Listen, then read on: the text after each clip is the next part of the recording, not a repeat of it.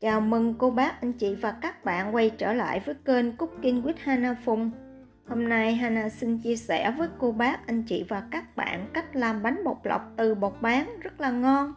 Nếu cô bác, anh chị và các bạn thích, xin mời vào bếp làm cùng với Hana nhé. Đây là loại bột bán Hana thường dùng. Mình sử dụng 200g bột bán, đem đi xay nhuyễn. Sau đó thêm vào 200ml nước trộn đều và bọc kín lại để khoảng 15 phút. Phần nước và phần bột luôn luôn bằng nhau.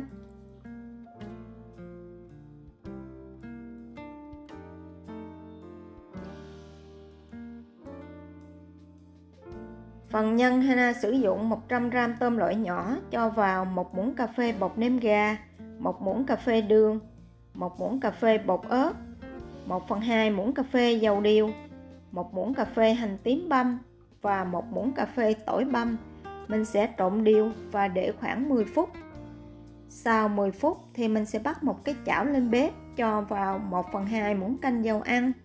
Dầu nóng cho tôm vào xào, cho tới khi tôm chín hoàn toàn thì mình tắt bếp.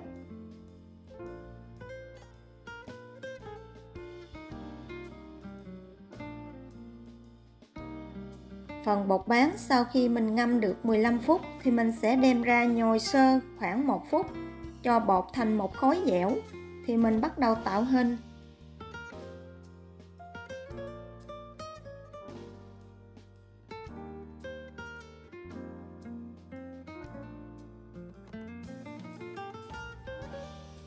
Để tạo hình bánh thì Hana sẽ lấy ra một lượng bột khoảng 10g.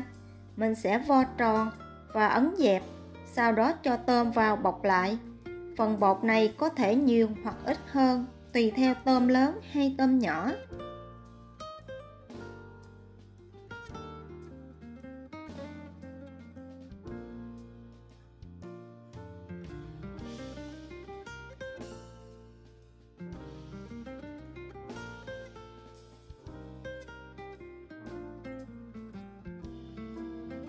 Nếu cô bác, anh chị và các bạn thích bánh của mình sau khi luộc xong có một lớp bóng bẩy bên ngoài thì mình sẽ áo thêm một ít bột năng nếu thích.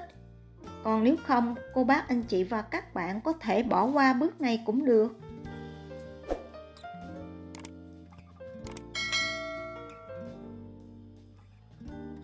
Trong khi tạo hình bánh thì cô bác, anh chị và các bạn mình nhớ bắt sẵn một nồi nước sôi. Sau khi nước sôi thì mình sẽ cho bánh vào từ từ. Mình sẽ khuấy nhẹ và sau đó nấu ở lửa vừa khoảng 20 phút, cho tới khi bánh chín hoàn toàn, hoặc cho tới khi nước sôi trở lại thì mình tắt bếp và đậy nắp lại để thêm 10 phút nữa. Bây giờ thì mình sẽ đi nấu phần nước mắm. Hana cho vào son 3 muỗng canh nước mắm, 6 muỗng canh nước, 3 muỗng canh đường. Mình sẽ khuấy đều và sau đó nấu cho tới khi đường tan hoàn toàn thì mình tắt bếp và để nguội.